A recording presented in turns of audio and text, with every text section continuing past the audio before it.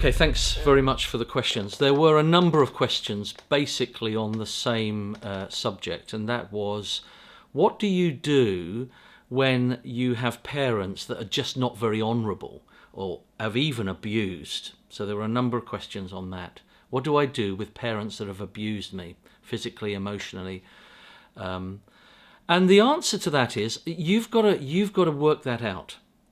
It would be wrong for me just to give you a definite yes, you should do this, no, you should do that in your circumstance, because part of following that wonderful command, honour your father and mother, is your attitude.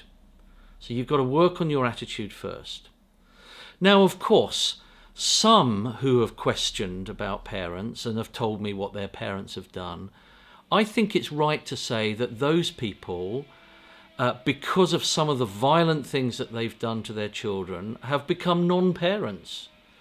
And I'm not sure, how you can treat them as parents if they've done that sort of stuff. They've not honoured God and fulfilled their parental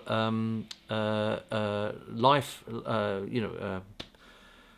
and fulfilled their parental responsibilities.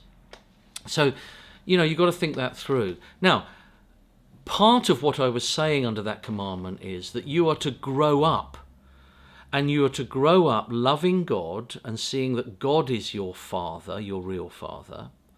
And part of growing up and knowing God as your father is that you start to forgive. And so the way that you may honour a very abusive parent is not allow them to rule you in that abusive way anymore. You're not a child in that sense anymore to them, but actually you do forgive them. And you may never see them again. You may not be able to trust them or entrust them with being grandparents, but nevertheless you forgive them and they're not ruling you in their ungodly way. So I think you've got to think that sort of stuff through and work that through in the different levels that there might be of abuse or bad parents that you're dealing with.